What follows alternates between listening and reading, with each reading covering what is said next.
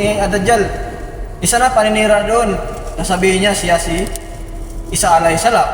Yung pagbalik... Na nabuhay siya ng patay. Oo. Mga ngayon, maniniwala sa kanya yung No, mga... kasi yung himala ni Isa, Propeta Isa alayhi salam, magagawa niya. Tsaka isa pa, nung bumaba si Isa alayhi salam, wala naman siyang binabanggit na magtayo kayo ng Bagong Christianity.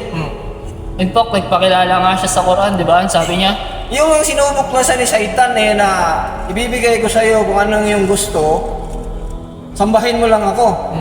Sabi ni Isa alayhi salam, huwag mong subukin ang aking Panginoon. Ibig sabihin, may Panginoon siya. Oo. May Panginoon siya. Sabi niya nga sa... Di ba? Diba? Sabi niya sa... Doon pa lang, kung malawak lang pag-uunawa ng mga tao, doon pa lang. Maunawaan na nila yun. Maunawaan na nila. Na may sinasamba. Ang Panginoon kong Diyos ko lamang ang aking paglilingkuran. Tsaka tignan mo sa Quran bro, sanggol pa lang siya nung binanggit niya yan. Di ba sabi nga doon, A'udhu billahi minash shaitanir rajim.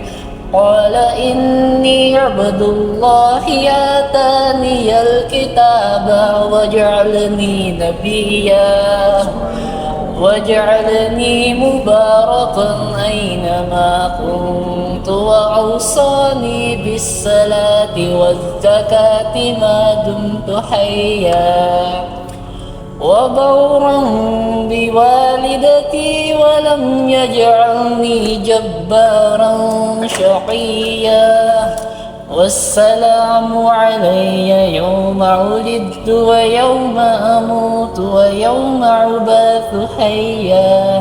Sanggol pa lang siya, sabi niya nun, katotohanan, ako ay sugo ni Allah.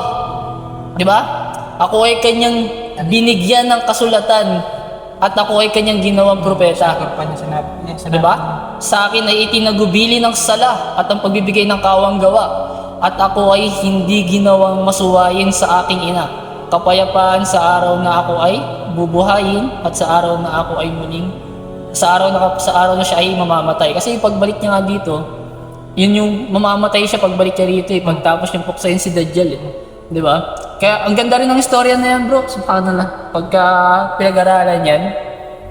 Kasi siya lang ang propeta hindi na duman sa kamatayan. Pag second coming sa atin, ang second coming ni Isa alayhi salam, ito ay sign ng major sign.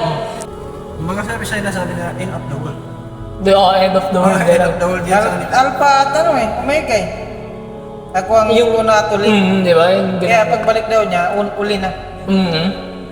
Pero pagdating niya, uli pagbalik. Dahil. Subhanallah. Si Isa alayhi salam ay isang dakilang propeta ni Allah subhanahu wa ta'ala na, di ba, hindi tayo maaaring tawagin Muslim. Hindi tayo naniniwala kay... Hindi tayo maniniwala. Propeta Isa, Isus, sa Christian. Nanay niya may sariling chapter sa Quran. Di ba? Masya Allah. May pare nang nagpatunay na buti pa ang mga Muslim. Dumadakila kay Maria. Naiulat sa hadith ng Propeta Muhammad sallallahu alaihi wasallam. Buti pa ang mga Muslim. 'Di ba ang pinaka matuwid na babae sa panahon niya si Maria sa panahon niya. Sa panahon ni Khadija radhiyallahu ta'ala anha. Siya si Khadija.